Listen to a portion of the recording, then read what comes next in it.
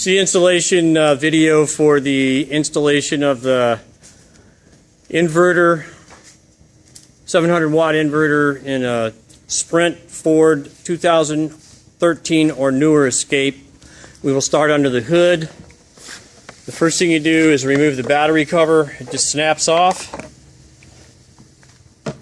And then you want to remove the bolt that holds the positive cable on, and use a trim tool or a wide tool to hold it back, so you can go ahead and slide your 18-inch positive cable on.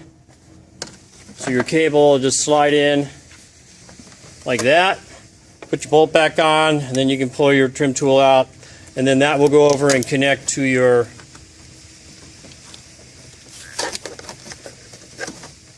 circuit breaker that's already mounted on a bracket. Go ahead and remove that. So we'll get that out of the way. What you're going to do to mount your circuit breaker, which comes already mounted on a bracket, is put your bracket up there, mark 2 holes, drill 2 1/4-inch holes, and mount your bracket. The hardware is provided for it. After you have that done, the next step is to route your cables, and to do that, you're going to take off 9 plastic covers that hold this trim plate on in the front of the vehicle, lift it up, and then route your cables all the way around under the hood. You're going to use that 1 cable bracket that comes in your package to hold the cables, and then it's going to go down under the dash through the firewall.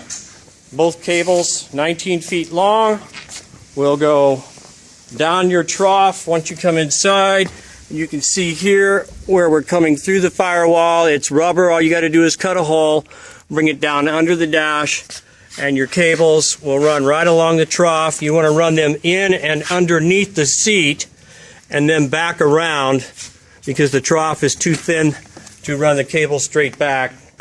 And that's the front door. Here's the back door. Do the same thing. Run your cables along the trough. You're going to bring the ground cable that comes from your inverter. You're going to mount or use your hex head self-tapper, and you're going to ground it right there in the trough. And then your cables go right underneath. They stay inside of your bracket that is mounted to hold your flex guard in place. And then you come to the back where you're going to mount your inverter.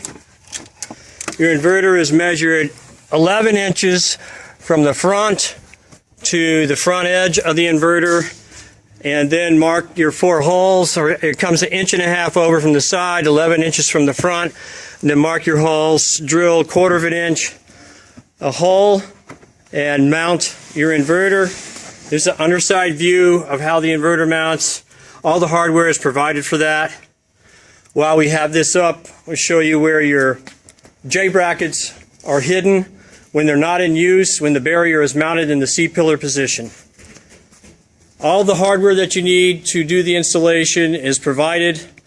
There's just a few tools that's required: 7/16, screwdrivers, trim tools, drill, 1/4-inch drill bit, your holes up under the dash for your plate for the